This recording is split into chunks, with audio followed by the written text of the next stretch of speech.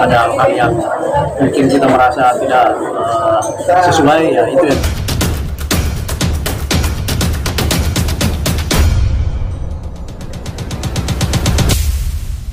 Sekjen Ikatan Alumni Fakultas Ekonomi dan Bisnis, IKV Universitas Hasanuddin, Muhammad Suaib Mapasila, menggelar diskusi buku sekaligus meluncurkan berdirinya Rumah Mencatat Indonesia, RMI di Jakarta. Pertama sih, itu udah banyak sejarah dan histori. Kalau di sini belum ada, jadi kita akan catatkan sejarah mencatat Indonesia dari sini. Acara diskusi dan talk show buku terbitan Pusat Riset dan Karir Sekolah Tinggi Ilmu Ekonomi, STIE Mulia Pratama Bekasi ini menghadirkan dua panelis, Eva Kusuma Sundari, konsultan GAD, dan Erlangga Pribadi, dosen FISIP Universitas Airlangga, yang juga Direktur Paul Brain Institute. Di sela-sela diskusi, para peserta dihibur dengan latunanan irama keroncong lagu-lagu lawas bernuansa perjuangan, dari grup Jello and Friends. Ya, perjuangannya. Oke, terima kasih ya Mas. Jadi sebenarnya buku Mencatat Indonesia ini kompilasi tulisan saya. Makanya di sini kompilasi renungan kebangsaan. Buku ini saya tulis selama 2 tahun. Jadi semua tulisan yang ada dalam buku ini bermacam-macam.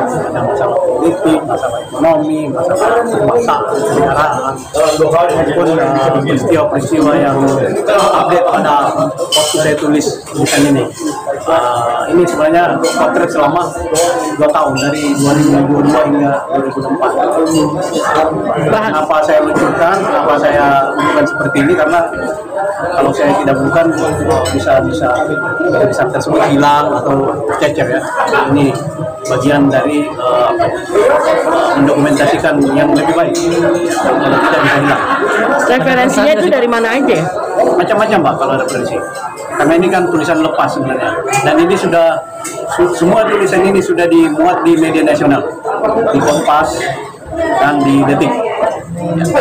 Pak, ada keresahan sendiri nggak sih di dalam buku itu, keresahan dari Bapak sendiri untuk Indonesia ini Pak, di dalam buku itu? Iya, kalau keresahan ya ini hampir semua mungkin keresahan tentang Indonesia di sini. Ada hal yang mungkin kita merasa tidak sesuai, ya itu yang kita tuliskan. Terakhir itu masalah-masalah sebelum pemilihan presiden, itu kan banyak dinamika di Mahkamah Konstitusi ya. Itu saya tuliskan di sini. Ya. Pak, butuh proses berapa lama Pak untuk bisa menyelesaikan buku ini Pak? Untuk kompilasi buku ini butuh waktu 3 bulan. 3 bulan ya? Gimana Pak tantangannya Pak, challenge-nya untuk membuat buku ini, gimana challenge-nya dari Bapak sendiri? Jadi kebetulan memang saya punya banyak teman-teman yang profesional di bidangnya, yang membantu saya untuk mengangkat kembali tulisan-tulisan tersebut, kemudian desain, layout. Jadi ini tim kami semua, dan desainnya ini bukan saya, tapi anak-anak muda juga yang saya libatkan. Termasuk di acara ini kan saya libatkan anak muda dalam acaranya. Buku berapa? Ya, buku berapa? Apanya? Kalau buku keberapa, sebenarnya saya ada beberapa buku, tapi untuk buku pribadi tersendiri yang saya sendiri, ya ini yang pertama kali. Ya. Makanya ini buku apa? Banyak buku-buku tentang motivasi, ada juga buku kompilasi di DPR. Tapi inilah yang saya pertama yang sendiri yang tulisnya. Tapi ke depan ini membaca Indonesia ini ya, setelah saya bertemu Jello misalnya kan, dan banyak anak-anak muda, ternyata mereka punya keinginan untuk lebih jauh dari itu. Nah, makanya per hari ini kita sebenarnya meluncurkan juga yang namanya Rumah Mencatat Indonesia. Nah, jadi kedepannya itu mungkin kalau ada buku bukan cuma saya, mungkin ada orang lain, tapi tentu kita mungkin punya parameter untuk yang masuk di buku itu seperti apa. Pada minimal pernah dimuat di media nasional. Kemudian hal-hal lain di bawah misalnya Rumah Mencatat Indonesia itu sudah banyak tuh di situ, bisa yang kreatif di bidang seni, di bidang politik, apalagi kan silakan aja yang mau bergabung, kita sama-sama kreasi di sini. Pak, tapi menggandeng Jello di sini kan artinya dia nyanyi lagu-lagu keroncong itu seperti apa sih?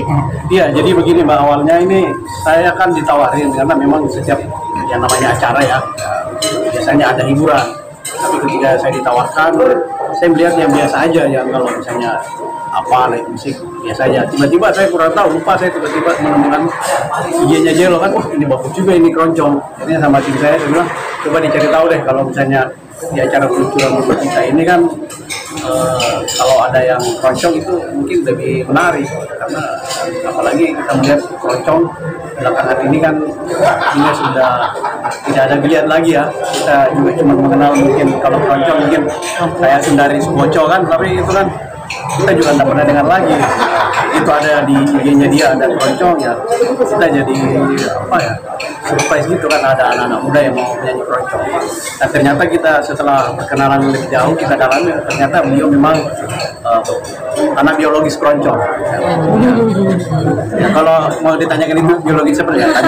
Oke, mungkin Jello sedikit cerita tentang kenapa akhirnya kamu memberikan ide ke Pak Sueb untuk ada hiburan keroncong.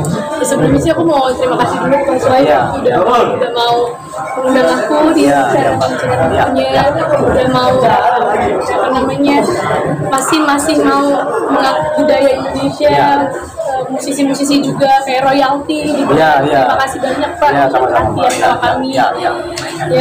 Tadi pertanyaannya apa? Kenapa kamu gimana tanggapan kamu dengan artinya memberikan ide kepercayaan?